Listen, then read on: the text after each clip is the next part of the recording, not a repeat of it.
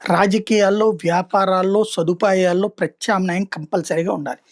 విద్యుత్తు లాంటి వాటిట్లో ఒక్కదాని మీదనే పొరపాటున కూడా డిపెండ్ కాకూడదు. అయితే ఏమవుతుందో ఇప్పుడు జర్మనీకి తెలిసొస్తోంది. ఏదైతే జర్మనీ తాజాగా ఒక కీలకమైన విషయాన్ని ఒప్పుకుంది.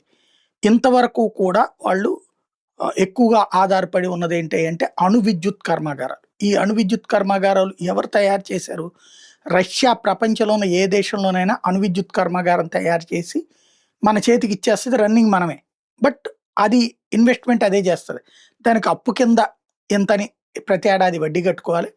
అట్లాగే వాళ్ళకి సంబంధించినటువంటి దాంట్లో రాయల్టీ షేర్ ఇవ్వాలి. మనకి చీప్ అండ్ బెస్ట్ రూ. 10కే కరెంట్ వస్తుందనమాట.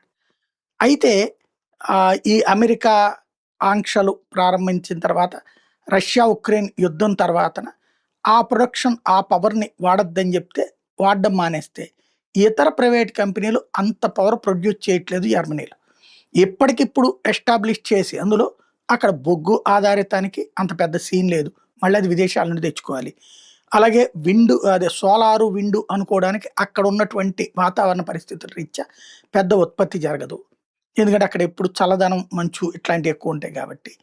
ఇక హైడ్రో పవర్ అనుకోవడానికి నీటి ప్రాజెక్టులు అంత భారీగా లేవు. దీంతో పవర్ ప్రొడక్షన్ అన్నటువంటిది ఒక పెద్ద సంక్లిష్ట పరిస్థితిని ఎదుర్కొంటోంది జర్మనీ. ప్రైవేట్ కంపెనీలు దీన్ని అడ్డం పెట్టుకుని ధరలు విపరీతంగా పెంచేస్తుండడం సమస్యకు కారణమవుతోంది.